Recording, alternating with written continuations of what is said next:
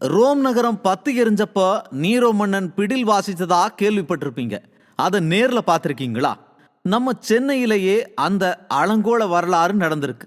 வியாசர்பாடியில மே 26 night ஒரு 20 குடிசை வீடுகள் தீயில எரிஞ்சு நாசமாக இருக்கு. வீட்டில் இருந்த பொருட்கள், துணிகள்னு எல்லாத்தையுமே தீயில இழந்த அந்த மக்கள் பக்கத்துல இருக்கிற பள்ளிக்கூடங்கள்ல தங்க வைக்கப்பட்டிருக்காங்க.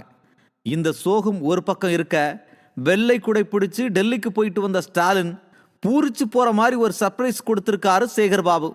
மே 27 அதாவது எரிஞ்ச குடிசை வீடுகள்ல இருந்து புகை கூட முழுசா அடங்காத நேரத்துல அந்த இடத்துல இருந்து சுமார் 6 கிலோமீட்டர் தொலைவில் இருக்கிற தன்னோட கொளத்தூர் தொகுதிக்கு போன ஸ்டாலினுக்கு ஆண்கள் பெண்கள்னு இரு பிரிவா டான்ஸ் மாஸ்டரை வச்சு டான்ஸ் பிராக்டிஸ் கொடுத்து ஸ்டாலினை புகழ்ந்து பாடி ஆட சொல்லியிருக்காரு சேகர்பாபு. அதை பார்த்த முதலமைச்சர் தான் நல்லாட்சி தான் நடத்திட்டு வர்றோம்னு முழுசா நம்பி ஆனந்தத்துல பூரிச்சு போய் கைத்தட்டி ரசிச்சிட்டு இருக்காரு.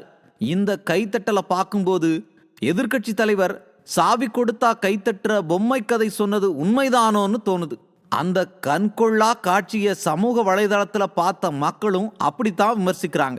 ஒரு நல்ல தலைவராக இருந்தா என்ன பண்ணிருக்கணும்? முதல்ல பாதிக்கப்பட்ட மக்களை இல்லையா நேர்ல போய் பார்த்துருக்கணும். இல்லைன்னா மக்கள் கண்ணீர் வடிச்சிட்டு இருக்கும்போது இப்படி ஒரு நிகழ்ச்சியை ஏற்பாடு செய்த சேகர்பாபுவை லெப்ட் அண்ட் ரைட்டு வாங்கியிருக்க வேண்டாமான்னு ஓட்டு போட்ட மக்கள் தலையில் அடிச்சுக்கிட்டு புலம்புறாங்க.